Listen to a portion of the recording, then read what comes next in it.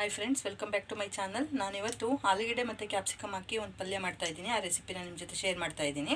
ಮೊದಲಿಗೆ ಇಲ್ಲಿ ಸ್ಟವ್ ಕಚ್ಚಿ ಕಡಾಯಿ ಇಟ್ಕೊಂಡು 2 ಸ್ಪೂನ್ ಆಯಿಲ್ ಹಾಕ್ಕೊಂಡಿದ್ದೀನಿ. ಅದಕ್ಕೆ ಸ್ವಲ್ಪ ಸಾಸಿವೆ ಹಾಕ್ಕೊಳ್ತಾ ಇದ್ದೀನಿ, ಸ್ವಲ್ಪ ಜೀರಿಗೆ, 1 ಸ್ಪೂನಷ್ಟು ಉದ್ದಿನಬೇಳೆ, ಹಾಗೆ ಒಂದು ದಪ್ಪ ಸೈಜ್ ಆನಿಯನ್ನ ಈ ಥರ ಚಿಕ್ಕದಾಗಿ ಕಟ್ ಮಾಡ್ಕೊಂಡಿದ್ದೀನಿ, ಅದು ಹಾಕ್ಕೊಳ್ತಾ ಇದ್ದೀನಿ. ಆನಿಯನ್ನ ಚೆನ್ನಾಗಿ ಫ್ರೈ ಮಾಡ್ಕೊಳ್ಳೋಣ. 2 ಹಸಿಮೆಣಸಿನಕಾಯಿನ ಈ ಥರ ಉದ್ದುದ ಕಟ್ ಮಾಡ್ಕೊಂಡಿದ್ದೀನಿ. ಹಾಗೆ ಸ್ವಲ್ಪ ಕರಿಬೇವು,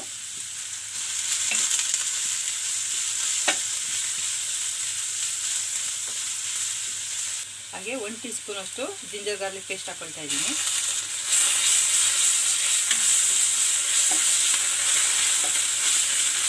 ನಾನಿಲ್ಲಿ 2 ಮೀಡಿಯಮ್ ಸೈಜ್ ಆಲೂಗಡ್ಡೆನ ಈ ಥರ ಚಿಕ್ಕ ಚಿಕ್ಕದಾಗಿ ಕಟ್ ಮಾಡ್ಕೊಂಡಿದ್ದೀನಿ, ಸಿಪ್ಪೆ ತೆಗೆದು ಅದನ್ನು ಹಾಕ್ಕೊಳ್ತಾ ಇದ್ದೀನಿ.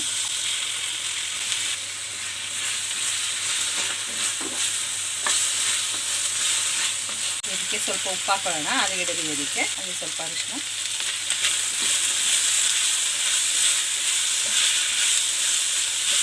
ಈಗ ಇದನ್ನು ಒಂದು 2 ರಿಂದ 3 ನಿಮಿಷ ಲಿಡ್ ಕ್ಲೋಸ್ ಮಾಡಿಬಿಟ್ಟು ಮೀಡಿಯಮ್ ಫ್ಲೇಮ್ನಲ್ಲಿ ಬೇಯಿಸ್ಕೊಳ್ಳೋಣ ಆಲೂಗಡ್ಡೆನ.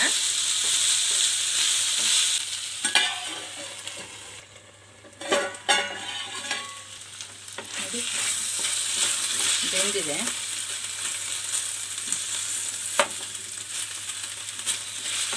ಈಗ ಇದಕ್ಕೆ ಸ್ಪೈಸಸ್ ಹಾಕ್ಕೊಳ್ಳೋಣ. 1 ಸ್ಪೂನ್ ಧನಿಯಾ ಪೌಡ್ರ್ ಹಾಕ್ಕೊಳ್ತಾ ಇದ್ದೀನಿ, 1 ಸ್ಪೂನ್ ಚಿಲ್ಲಿ ಪೌಡ್ರು, 1 ಟೀ ಸ್ಪೂನಷ್ಟು ಗರಂ ಮಸಾಲ. ಇದಿಷ್ಟನ್ನು ಮಿಕ್ಸ್ ಮಾಡ್ಕೊಳ್ಳೋಣ.